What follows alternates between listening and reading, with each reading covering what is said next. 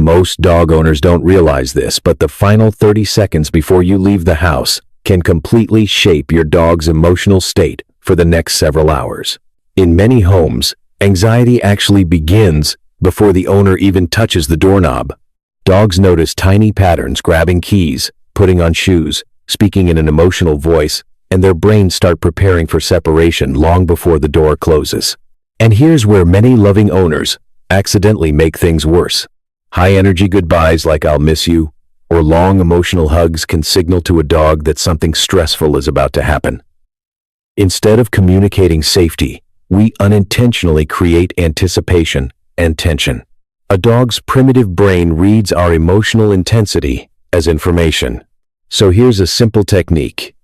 Behavior specialists often recommend lower the emotional energy before leaving. About 30 seconds before you walk out, slow your movements, avoid dramatic eye contact, and use a calm, neutral tone. You can even leave a soft enrichment activity, like a sniff mat or food puzzle, to redirect the brain into a relaxed, seeking mode. The goal is not to ignore your dog emotionally. The goal is to communicate something powerful to their nervous system. Nothing dangerous is happening.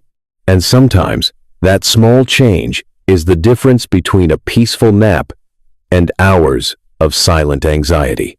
Most people think separation anxiety begins after they leave the house. But behavior experts say it often starts before the front door even opens. Dogs are incredibly sensitive to emotional energy routines and tiny behavioral patterns. And the final 30 seconds before you leave can determine whether your dog settles into a calm nap or spirals into stress-driven barking, pacing, chewing, or howling. One of the biggest mistakes loving owners make is creating too much emotional intensity before leaving. High-pitched baby talk, repeated goodbyes, frantic petting, or nervous energy may feel comforting to us. But to a dog's nervous system, it can signal that something alarming is about to happen. In simple terms, we accidentally send the brain into high alert mode right before isolation begins. So here's the first science-backed step, the silent connection ritual. Before leaving, stop moving for a moment. Stand calmly near your dog. Relax your face and shoulders. Then maintain soft, gentle eye contact for about 10 to 15 seconds without speaking too much. No dramatic emotion. No tension. Just calm presence. Why does this help? Because dogs constantly read human body language and emotional states. Calm energy communicates safety more powerfully than words ever can. And here's the important final step. Break eye contact first and walk away casually. That small action signals to your dog's primitive brain that nothing dangerous is happening and there is no reason to panic. It may seem simple, but sometimes the smallest rituals create the biggest emotional shifts. A lot of owners believe a quick pat on the head is enough to comfort a nervous dog before leaving the house. But in reality, fast, excited touching can sometimes increase arousal instead of reducing it. Dogs carry physical tension in their bodies, just like humans do.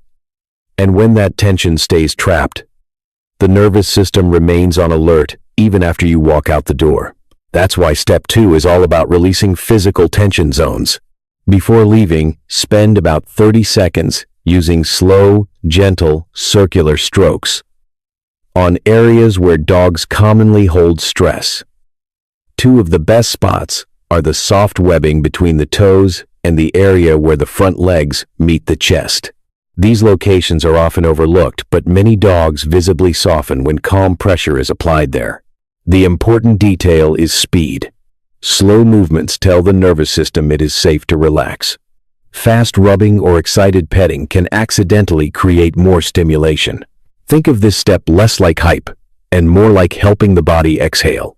You may notice subtle changes almost immediately: slower breathing, softer eyes, relaxed ears, or a deeper sigh. Those are powerful signs the body is shifting away from stress mode and back toward calm. Sometimes, real comfort is not loud affection. Sometimes, it is helping the nervous system feel safe enough to let go. One of the most common mistakes dog owners make before leaving the house is turning the goodbye into an emotional event. Long hugs, repeated kisses, whispering "I'll miss you" over and over. It feels loving from a human perspective, but to a dog's nervous system, dramatic departures can actually signal that something is wrong. That's why step 3 is called the boring exit strategy. In the final 2 minutes before leaving, make everything feel completely ordinary. No emotional speeches, no frantic cuddling, no sudden bursts of affection that break the normal rhythm of the house. Dogs feel safest when transitions are predictable and emotionally stable. Here's the practical part right before you leave. Use one calm, low-tone phrase, like, "See you later," then simply walk out without hesitation and without looking back. That last detail matters more than most people realize. Looking back repeatedly can communicate uncertainty or emotional tension, which may keep your dog mentally stuck in the separation moment. The goal is not to seem cold. The goal is to teach the brain that departures are routine, temporary, and safe.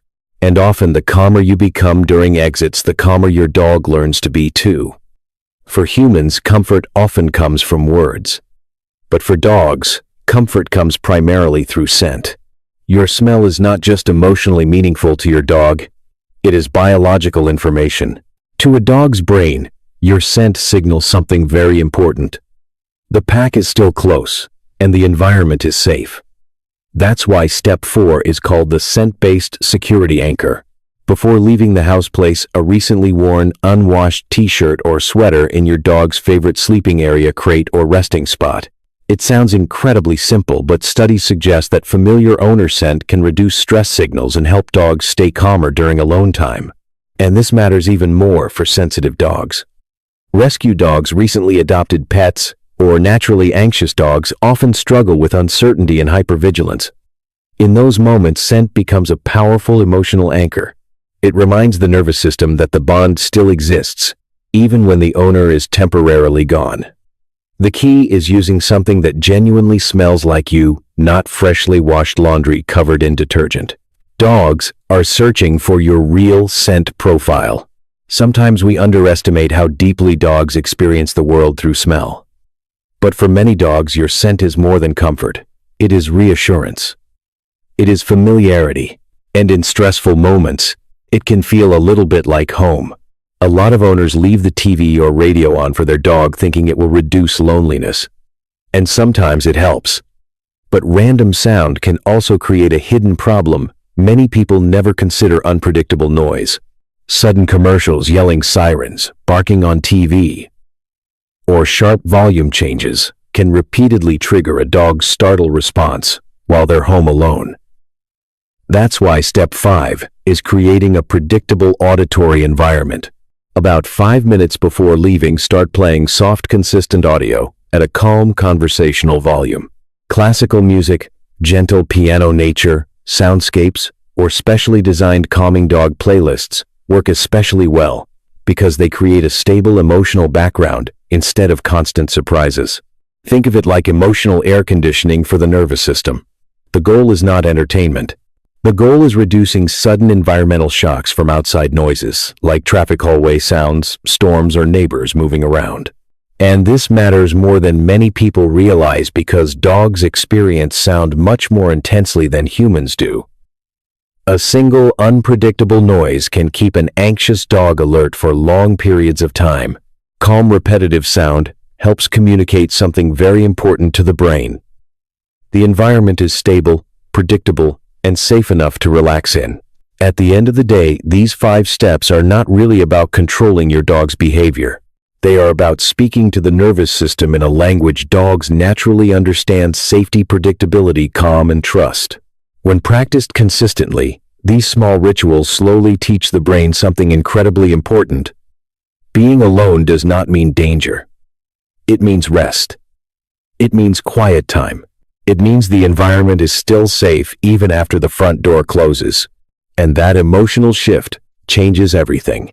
A dog who feels abandoned often stays trapped in hypervigilance, constantly listening, pacing, barking, or waiting for signs of threat. But a dog who has built emotional security through calm routines begins to relax more quickly, recover from stress faster, and settle into peaceful behaviors instead of panic-driven ones. The beautiful part is that none of these techniques are dramatic. They are small moments repeated, consistently calm exits, relaxed touch, predictable sound, familiar scent, stable energy. Over time, those moments become a kind of invisible safety net for the nervous system. And maybe that is what real trust looks like for a dog. Not simply following you everywhere, but feeling emotionally safe enough to rest peacefully even when you are temporarily gone. Because when a dog truly trusts the environment you created, the closed door no longer feels like abandonment. It simply feels temporary.